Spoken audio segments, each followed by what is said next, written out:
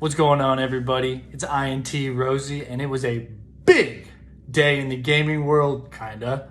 We got a PS5 little intro launch, and I'm here to discuss all the details, all the nitty-gritties, even though there wasn't a whole lot of nitty-gritty, but we'll get into it. I was at work today and went ahead and spent the whole last hour and a half of my day on my phone watching the keynote speech by the guys at Sony. And without further ado, let's get into it. And without further ado, they dropped that thing on us. They showed us the sleek, nice, sexy new PS5 and controller. They didn't give us a lot of specifics on it. They did show us some nice little LED blue lights flashed around the edge, giving it a real spaceshipy vibe. It has a headset that comes with it, a controller that comes with it, and 2 charging ports. I was worried that they were going to come out with this bulky controller, but honestly, the whole package was sleek. I'm interested to see the price point, because they didn't give us any specifics.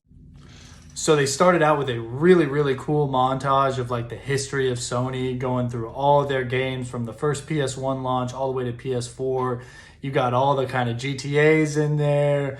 They had some Nathan Drake Island in there. I mean, it was a bunch of really, really cool stuff. And it kind of set the table for what the keynote really was. And it was a showcase of a bunch of the new games coming out, and much less the specifics on the gaming console. So let's get into some of those games that dropped.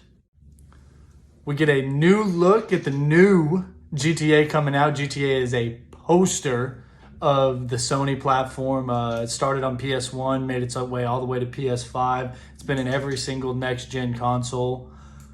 We got a awesome look at the new Spider-Man game. Anybody that played the first Spider-Man knows the open world New York City vibes was badass. They linked in Miles Morales from the new Spider-Man movie, and that's who you'll be playing as in the new game. And it's got all the open world feel of the last game. It looks really, really cool. Then they gave us a look at the new Ratchet & Clank game coming out. Anybody my age and a little bit older definitely played Ratchet & Clank on the PS2, PS3, and this new open rift thing they got going on where you're just jumping from world to world and different rifts. I think that looks absolutely badass. That's going to be a must play for me. Cannot wait to hear more about that. Deathloop. A really, really interesting game. Anybody that didn't see the keynote, just Google Deathloop or hit the YouTube and Google it, or put it in the subscription.